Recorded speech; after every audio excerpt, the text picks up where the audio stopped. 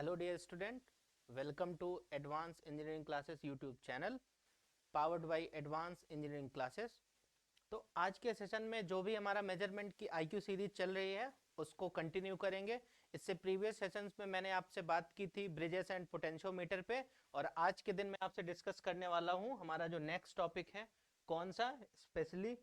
हालांकि इसको किताबों में इलेक्ट्रॉनिक मेजरमेंट में ही कवर किया गया है, लेकिन मुझे एग्जाम को एनालाइज करके ऐसा पता चला कि अगर मैं सीआरओ नाम से एक स्पेसिफिक टॉपिक लेके चलूं तो ये इस टॉपिक के साथ जस्टिस होगा, क्योंकि इसके बहुत सारे सवाल एग्जाम में पूछे जा चुके हैं। उससे पहले ये रहा हमारा ऑफलाइन सेंटर का एड्रेस। अगर आप एसएससी जेई ए या उसके समकक्ष परीक्षाओं की तैयारी ऑफलाइन माध्यम में करना चाहते हैं तो उसके लिए हमारे पास सिविल, मैकेनिकल, इलेक्ट्रिकल तीनों ब्रांचेस में हिंदी एवं अंग्रेजी माध्यम में कोर्सेस अवेलेबल हैं। ये हमारी टीम का मोबाइल नंबर है जहां पे आप बात करके फर्दर डिटेल ले सकते हैं।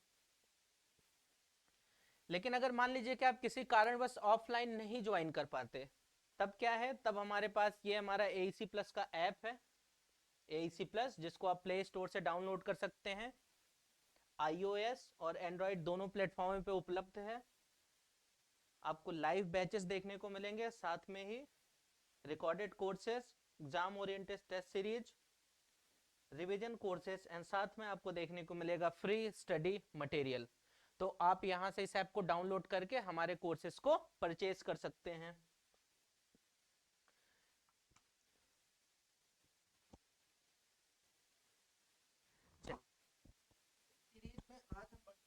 पहले सवाल की ओर, अपने सीरीज का पहला सवाल देखते हैं क्या दे रखा है। पहला सवाल दे रखा है कि which of the following is not a component of CRO. CRO का फुल फॉर्म क्या है? Cathode ray oscilloscope. तो हमसे पूछा है कि निम्न में से कौन सा सीआरओ का एक कंपोनेंट नहीं है। तो अगर आप ऑप्शन पे ध्यान से विचार करें तो इलेक्ट्रॉन गन दे रखी है। बिल्कुल, इलेक्ट्रॉन गन का क्या काम है? ये बेसिकली इलेक्ट्रॉन एमिट करती है जिससे जाके स्क्रीन पे ये क्या होता है, यहाँ पर जो भी है आपका लाइट क्रिएट करता है जिसके कारण वो डिस्प्ले होता है। तो इलेक्ट्रॉन गन का तो काम है ही। डिफ्लेक्शन प्लेट सिस्टम, ये बिल्कुल सीआरओ इस्तेमाल होता है। किस लिए? क्योंकि एक्स और वाई दो प्लेट्स होती हैं जहां से डिफ्लेक्ट होके वो स्क्रीन पे जाते हैं। तो ये भी हमारा क्या होगा, ये भी एक सीआरओ का पार्ट है। और साथ में हमको क्या गिवन है इसके बाद, फ्लोरोसेंट गन, इसका तो इस्तेमाल होता ही है। मोटर, ये मोटर की जरूरत हमको सीआरओ में नहीं है, क्योंकि सीआरओ एक इलेक्ट्रॉनिक्स किस्म का डिवाइस है। तो यहाँ पे हमको मोटर की जरूरत नहीं होती। तो यही हमसे पूछा है कि which of following is a not a, यानी नॉट पूछा है तो इसका करेक्ट आंसर क्या हो जाएगा? डी। मैंने आपको हमेशा ये बात बताई है कि जब भी सवालों को आप ध्यान से पढ़ेंगे और नॉट वाले सवाल आए तो एक्स्ट्रा केयरफुल हो जाएं, क्योंकि जल्दीबाजी में हमसे क्या होगा, हमसे होगा ये कि हम फटाक से ये देखेंगे इलेक्ट्रॉन गन, अच्छा ये तो होता ही, आंसर लगा देंगे। लेकिन हमसे पूछा क्या रहेगा कि which of the following is not. तो इस टाइप के सवालों में आप इस बात का ध्यान रखिएगा। चलिए अगले सवाल की ओर बढ़ते हैं।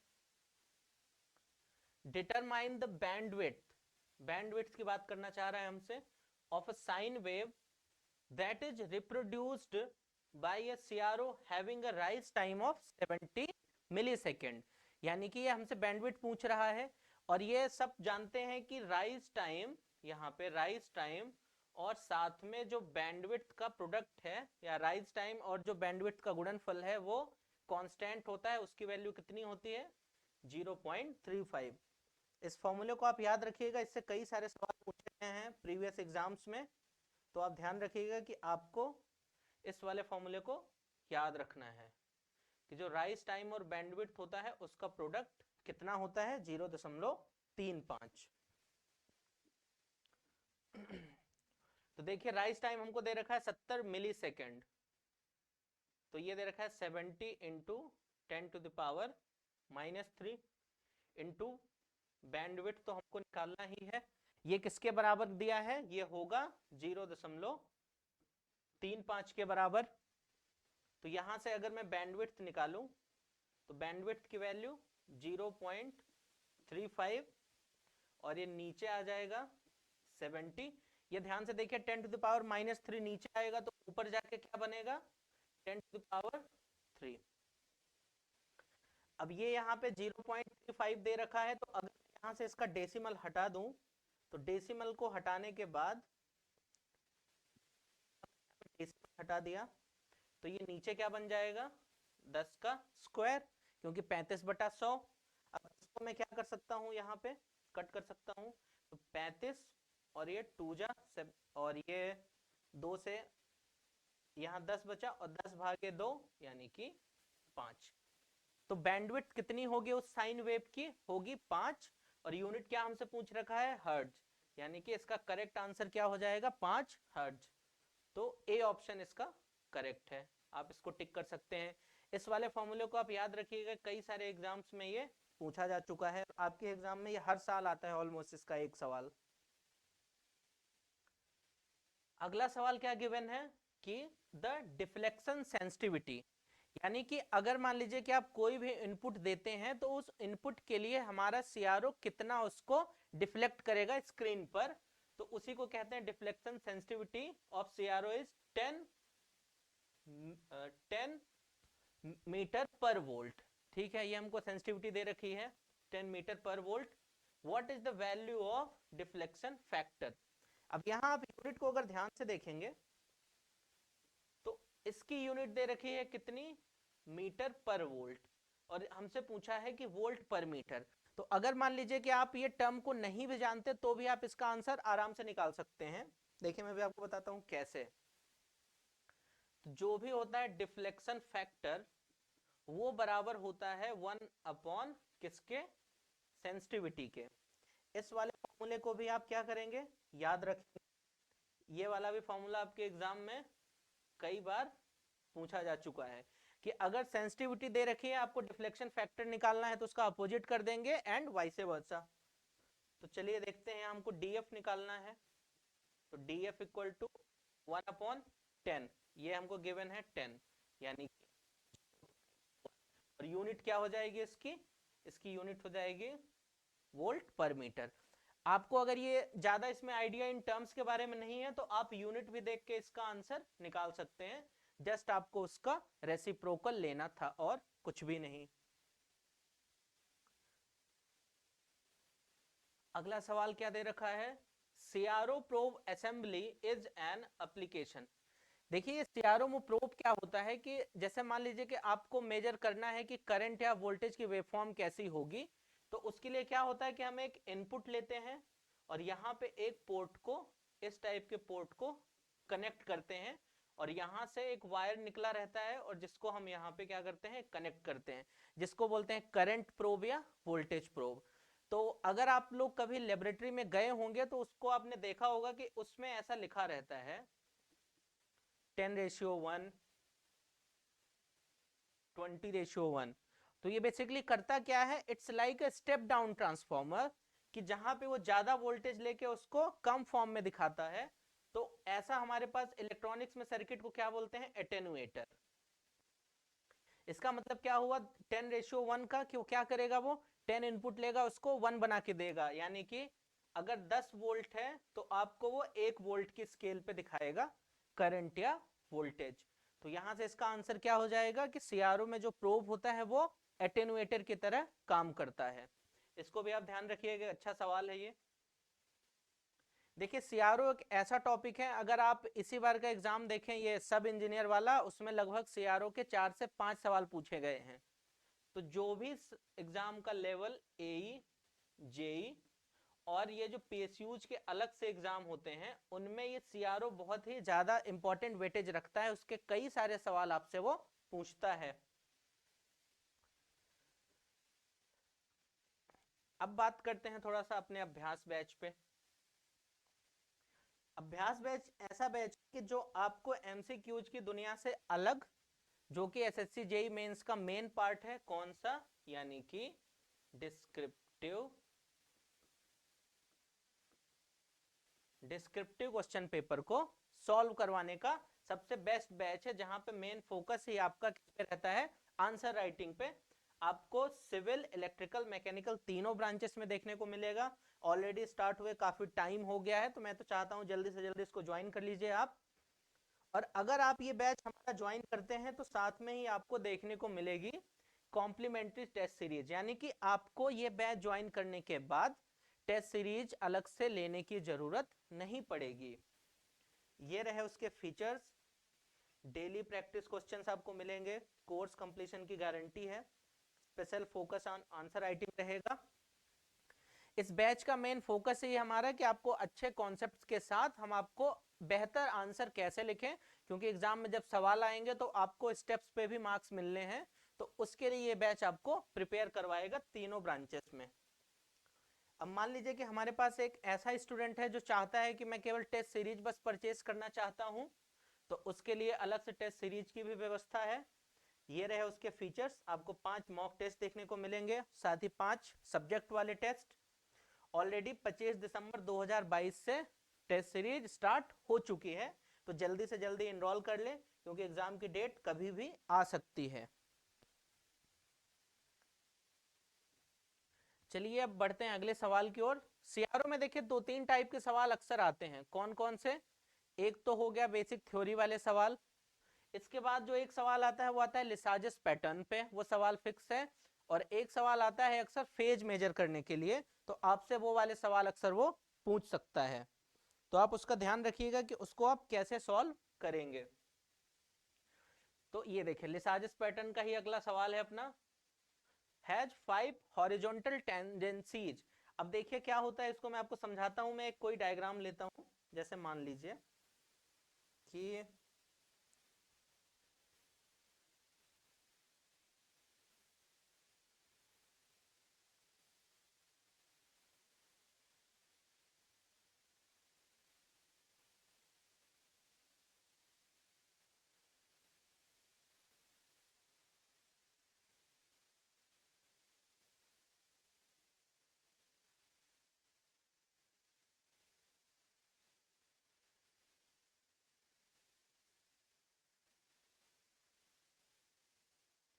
ये मान लीजिए कि हमने क्या किया यहां पर, एक सपोज मैंने एक कोई रैंडम सा डायग्राम बना लिया यहां पर, ये देखिए।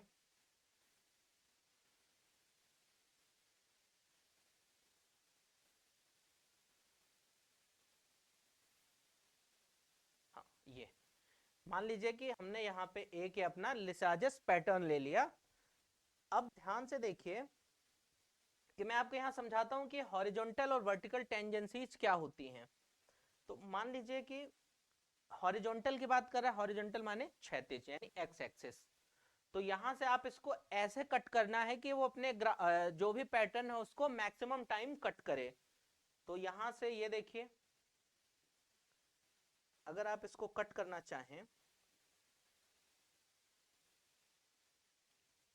तो इसको एक कितनी जगह कट कर रहा है, ये कट कर रहा है 1 2 3 और 4 जगह, यानी हॉरिजॉन्टली इसको 4 जगह से कट कर रहा है, तो ये हो गया हॉरिजॉन्टल टेंजेंसीज कितना, 4। और ऐसे ही अगर मैं वर्टिकल की बात करूं तो वर्टिकल कहीं से भी आप कट करिए, ये 2 जगह दिख रहा है, एक ये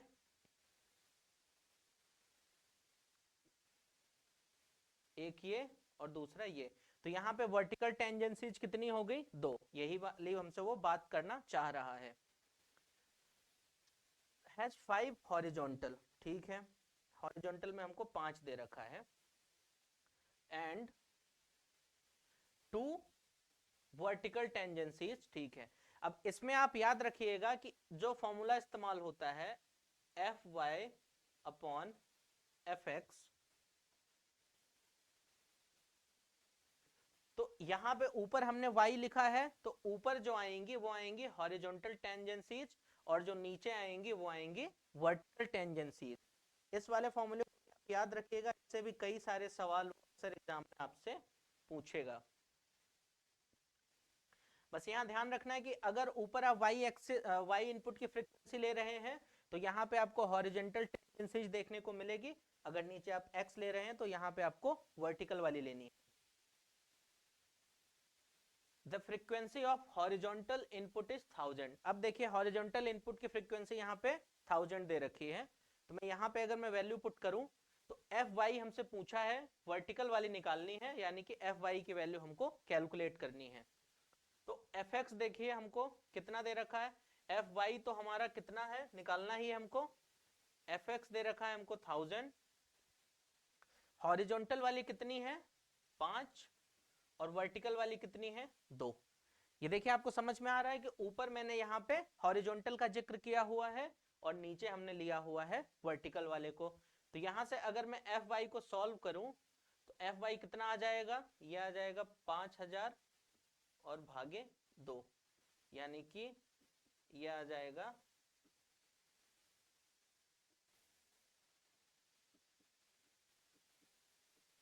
2500 हर्ट्ज। तो देखिए ऑप्शन मैच कराइए, कौन सा ऑप्शन है, डी ऑप्शन यहाँ पे हमारा मैच कर रहा है, यानी कि इस सवाल का करेक्ट आंसर हो जाएगा डी ऑप्शन, यहाँ पर इसका आंसर हो जाएगा। अगले सवाल की ओर बढ़ते हैं। The calibration signal available from CRO. देखिए कैलिब्रेशन का मतलब क्या होता है, हिंदी में इसको अंशांकन कहते हैं। कैलिब्रेशन का मतलब क्या हुआ कि सपोज करिए कि मैं आपने कोई एक नया इंस्ट्रूमेंट बनाया और आप ये चेक करना चाहते हैं कि हमारा इंस्ट्रूमेंट सही चल रहा है कि नहीं। यानी कि जैसे अगर आपने कहीं पढ़ा होगा कि ये जो मेजरिंग, जब हम लोग मेजरिंग यूनिट पढ़ते हैं, तो जैसे आप ये दुकान पे गए होंगे, जो हमको सामान देता है, तो आपने देखा होगा कि जैसे उसके पास जिससे वजन तौलता है, जैसे मान लीजिए कि ये 1 kg का क्या है, 1 kg इससे ये तौलता है, जिसको क्या बोलते हैं, जिससे वो मेटल का होता है, लोहे का इस शेप में। तो उसको 1 kg कौन बताया होगा, यानी सबसे पहले उसका वेट 1 kg कैसे डिसाइड हुआ होगा, तो इसी के बोलते हैं हम क्या, कैलिब्रेशन। यानी किसी से कंपेयर करके उसकी एक्चुअल वैल्यू को क्या किया होगा, डिसाइड किया गया होगा। तो ऐसे ही पूछ रहा है कि सीआरओ में किस टाइप की वेव अवेलेबल होती है कैलिब्रेशन के लिए। तो अगर किसी ने सीआरओ देखा होगा तो उसके साइड में एक खुद की वेव लगी रहती है जिससे आप उसको कैलिब्रेट कर सकते हैं, वो वेव होती है जनरली शॉटूथ वेव। शॉटूथ वेव ऐसी वेव है जिसको सीआरओ में कैलिब्रेशन के लिए इस्तेमाल किया जाता है। आजकल अगर आपको थोड़ा बहुत आइडिया हो तो सीआरओ की जगह रिप्लेस कर दिया है सीआरओ को डीएसओ ने, जिसको बोलते हैं डिजिटल स्टोरेज ऑसिलोस्कोप। इसके बहुत सारे फीचर्स होते हैं, वो सारे फीचर्स तो हैं ही जो सीआरओ में हैं, साथ में आप इसको अपने सिस्टम से कनेक्ट कर सकते हैं, वहां से उसका स्नैपशॉट ले सकते हैं, डेटा कलेक्ट कर सकते हैं, उसको बोलते हैं डीएसओ। आजकल सीआरओ का इस्तेमाल कम होकर डीएसओ का होने लगा है, लेकिन आप लोगों के एग्जाम में भी सीआरओ ही आएगा, डीएसओ के सवाल नहीं आने वाले। तो इसका आंसर हो जाएगा डी। अब इसके बाद ये इसका सबसे अच्छा सवाल जो मैंने रखा हुआ है, थोड़ा सा इसका लेवल अप है, बट मुझे ऐसी उम्मीद है कि आप लोग कर लेंगे इसको। A CRO is operated in X Y display mode, वो हमेशा ही होता है चाहे लिखे चाहे ना लिखे। The below given Lissajous pattern, अब देखिए हमको एक पैटर्न यहाँ पे गिवन है जो कि लिसाजस पैटर्न दे रखा है, ठीक है। Is displayed on the screen the phase difference. अब देखिए कि ये वेव का फेज डिफरेंस कैसे बताता है, ये भी हमें लिसाजस पैटर्न से देखने को मिलता है। ये इलिप्स बन रहा है, लेकिन इलिप्स में डायरेक्शन नहीं दे रखी है। मैं थोड़ी देर के लिए ये लेके चलता हूं कि इसकी डायरेक्शन क्लॉकवाइज है। मैंने मान लिया कि इसकी डायरेक्शन अभी थोड़ी देर के लिए कितनी है, क्लॉकवाइज, मैंने एज्यूम कर ली ये डायरेक्शन क्लॉकवाइज। तो मैं केस 1 लेके चलता हूं कि उसकी डायरेक्शन कैसी है, क्लॉकवाइज, मतलब क्या हुआ, घड़ी की दिशा में, या इसी को हिंदी में क्या कहते हैं, दक्षिणावर्त। क्लॉकवाइज डायरेक्शन दे रखी है, तब ये जो फेज डिफरेंस मेजर करता है फाई, वो फाई कैसा होता है, 180 माइनस साइन इनवर्स। अब देखिए साइन इनवर्स क्या होगा, यहाँ पे एक डिवीजन है, यहाँ पे 2 डिवीजन है, तो 1/2। साइन की वैल्यू हमको सबको पता है, अगर आप यहाँ 2/1 लिखेंगे तो साइन तो कभी 1 से ज्यादा हो नहीं सकता, तो ये कितना आ जाएगा 5, यहाँ से 5 इक्वल टू ये हो गया 180 माइनस साइन इनवर्स 1/2 मतलब साइन 30 डिग्री, तो ये हो गया 30, तो 5 कितना आ गया 150 डिग्री। तो एक तो इसका आंसर कितना आ जाएगा 150 डिग्री।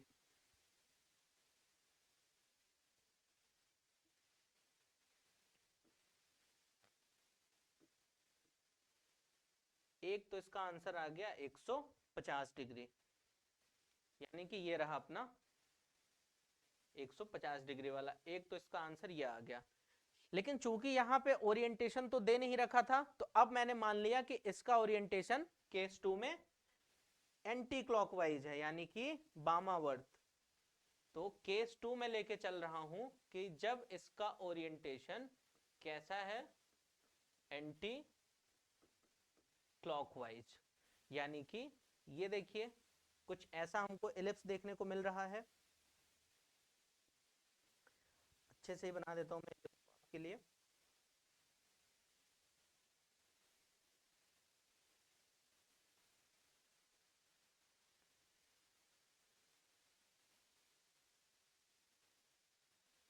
कुछ इस टाइप का एलिप्स देखने को मिल रहा है, ऐसा।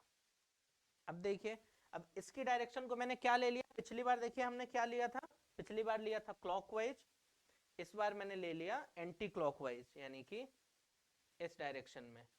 तो जब ये एंटी क्लॉकवाइज होगा, उस कंडीशन में जो फाई होगा हमारा वो होगा 180 प्लस साइन इनवर्स 1/2। डिवीजन तो सेम ही है, इसलिए वो तो बदलने वाला नहीं है।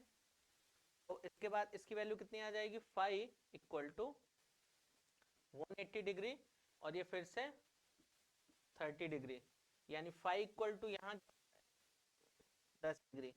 चाहता हूँ आप इस सवाल को अपने रिवीजन वाली कॉपी में लिख के रखें, क्योंकि इस टाइप के सवाल आपके एग्जाम में खूब सारे पूछे गए हैं। तो इसका आंसर हो जाएगा 210 डिग्री। तो यानी कि इसका एक करेक्ट आंसर हो गया कौन सा, 150 डिग्री, और एक करेक्ट आंसर हो गया 210 डिग्री।